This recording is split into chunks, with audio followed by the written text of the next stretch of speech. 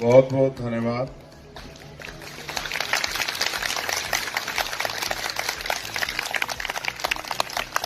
चार जनवरी को मुझे आपके आंदोलन की जानकारी मिली थी। पार्टी ऑफिस से मेरे पास संदेश आया कि स्मारक की सुरक्षा स्वच्छता के लिए जो भर्ती हुई थी उनका आंदोलन चल रहा है और सरकार उनकी मांगों को लेके लापरवाही का रवैया इख्तियार कर रही है। 5 तारीख को आप लोगों को वार्ता के लिए शायद बुलाया गया, जिसमें आपके बीच जो आप ही के साथी हैं उनको वार्ता के लिए बुला के वीसी द्वारा अरेस्ट भी करा दिया गया, झूठे मुकदमे भी लगाए गए, सस्पेंड भी कर दिया गया। 5 तारीख को फिर मैंने सोशल साइट एक्स के माध्यम से, ट्विटर जिसको कहते थे पहले, उसके माध्यम से अपनी बात रखी और आपकी इस आवाज को, लड़ाई को मजबूत करने का मैंने प्रयास किया और सरकार से मांग की कि वो आपकी मांगों को सुने। आज एक आवश्यक मीटिंग से मैं लखनऊ आया था। मेरे फोन में सुबह ही एक संदेश पड़ा हुआ था कि जब आप वहां जाएं तो समय निकाल के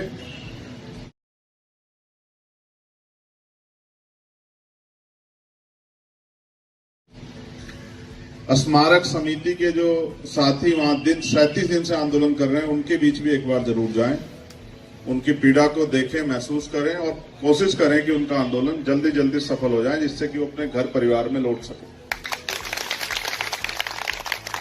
मैं आपके संघर्ष को सलाम करता हूं, जय भीम करता हूं, क्योंकि संघर्ष का रास्ता ही कठिन है और जो मातृशक्ति हमारी बहनों के, माओ के रूप में यहां मेरे बाईं तरफ बैठी है, मैं उनके संघर्ष, क्योंकि महिलाओं के जीवन में तो प्राकृतिक एक संघर्ष है बचपन से लेकर जीवन के अंतिम समय तक, हमेशा उनको जो है भारत में जो व्यवस्था है उसके अधीन, दूसरे के अधीन ही रहना पड़ता है जब से वो पैदा होती है और जब तक वो उनका जीवन समाप्त होता है, वो दूसरे के जरिए इस देश में उनको चलना पड़ता है, पहले पिता के जरिए।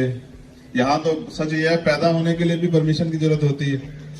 बेटी है तो माँ बाप तय करेंगे पैदा करनी नहीं करनी है, बेटा हो तो एक बार को कोई बात नहीं। तो फिर कितना पढ़ेगी, क्या पहनेगी, क्या खाएगी, कहाँ आएगी, कहाँ जाएगी, किसके साथ जाएगी, ये भी परिवार के लोग तय करते हैं। फिर किसके साथ उसकी शादी होगी, ये भी परिवार के लोग तय करते हैं। वो नौकरी करेगी नहीं करेगी, ये ससुराल के लोग तय करते हैं। फिर और तमाम तरह की जो जिंदगी है उसकी, वो अपने परिवार, ससुराल, बच्चों में ऐसे ही बीत जाती है।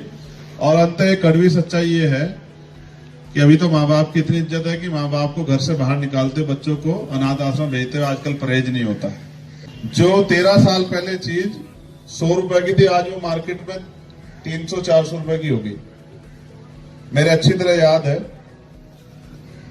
कि बहुत सारी ऐसी सामान है जो 13 साल पहले 50 रुपए के मिल जाते थे, आज वो 250-300 रुपए के मिलते होंगे। ये कैप भी उसका उदाहरण, जो सर पे हमने कैप ओढ़ रखी है, आजकल मार्केट में ये भी 200-300 रुपए की मिल रही है, पहले 20-30-50 रुपए की मिल जाती है।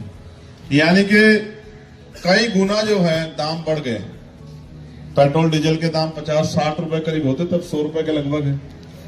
आधे का फर्क, आधे से ज्यादा जो है दुगनी कीमतें हो गई है। लेकिन आपकी तनख्वाह के बारे में जान के मुझे बड़ा अचरज हुआ कि आप वहीं के वही हो जहां से आपने शुरुआत की थी। फिर एनपीएस के नाम पे घोटाला कर दिया, 800 करोड़ रुपए का घोटाला भी हो गया। हर महीने उसमें से 10% आपकी सैलरी भी वो काटते रहे। 13 साल, राम जी को भी 14 साल का वनवास था। कल तो मैं सोच रहा था कि भाई अब तो राम आ गए हैं, तो अब मुझे लगता है कि किसी की जिंदगी में कोई समस्या नहीं रहेगी।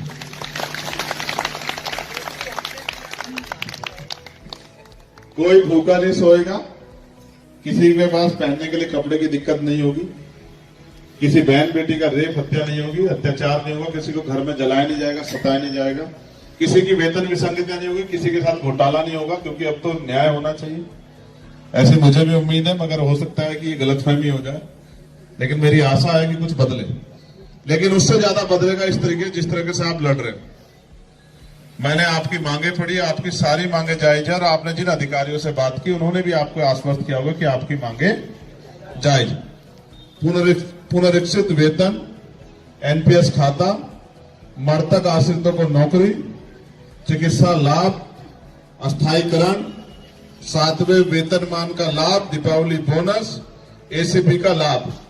अभी जब मैंने इसको पढ़ा तो मैं मानता हूं कि अगर आपका अस्थायीकरण वास्तविकता में स्वीकार कर लिया जाए तो आपकी सारी परेशानियां, जो आपकी सारी मांगे वो एक झटके से पूरी हो जाएगी।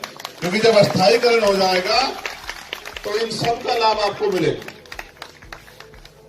आप जिस प्रशासन एडमिनिस्ट्रेशन थे, आपने आपसे 3 दिन का वादा किया, वो आपकी क्यों नहीं सुन रहा है? आपको अपनी बात रखने पे झूठे मुकदमे आपके ऊपर क्यों लगाए जा रहे हैं? आपको जेल में बंद करने का क्यों प्रयास किया जा रहा है? इसमें मुझे ऐसा लगता है कि सरकार ये चाहती है कि आप हार के घर चले जाओ। क्या आप हारने के लिए यहां बैठे हो? नहीं। मैं मानता हूं कि सरकार इतनी आसानी से सुनती नहीं। आप ये महसूस करो, आप सहारनपुर में नहीं बैठे हो, आप बागपत में नहीं बैठे हो, आप मुजफ्फरनगर में नहीं बैठे, आप सिद्धार्थनगर नहीं बैठे हो, आप लखनऊ बैठे हो, प्रदेश की राजधानी है, और यहां से मुख्यमंत्री चंद कदम पर रहते हैं। आप महसूस करो, अगर वास्तविकता में मुख्यमंत्री आपको सुनना चाहते, बहुत जिम्मेदारी से कह रहा हूं, तो 37 दिन वो आपको इस ठंड से लड़ने के लिए यहां बैठने नहीं देते। अगर सच में मुख्यमंत्री आपकी तरफ देख रहे होते, सोच रहे होते, आपकी पीड़ा को समझ रहे होते, तो 37 दिन आपको यहां यूं मरने के लिए नहीं छोड़ते। अगर वास्तविकता में इस देश में महिलाओं को देवी समझा जाता तो 37 दिन इन बहनों माओं को यहां जो है कपकपाती ठंड में नहीं बैठना पड़ता। मैं आपको बहुत जिम्मेदारी से बात कह रहा हूं, ऐसे नहीं मानेगी सरकार, लेकिन मानेगी जरूर, इस बात को आप याद रखें। आप एक तारीख तय कर लो, और वो तारीख मैं यहां हमारे सीनियर लोग खड़े हैं, डॉक्टर आकिब साहब और अमित जी, अनिकेत जी, सौरभ जी, आप इनसे वो तारीख तय करवा कर वेरीफाई करवा लो। मैं खुद आऊंगा आपकी लड़ाई को आगे बढ़ाने के लिए, और हम लोग वहीं चलेंगे जहां के बैठे नेताजी को हमारी बात नहीं सुनाई दे रही। और आप विश्वास करो, जितनी तादाद में आप आओगे उससे ज्यादा तादाद में हमारी पार्टी के लोग यहां रहेंगे, आपके पीछे खड़े होकर, और हम लोग आपके साथ चलेंगे, और हम ये बताएंगे कि किस तरह से हक के लिए उठने वाली आवाजों को सरकार कुचलने का काम कर रही है। सरकार को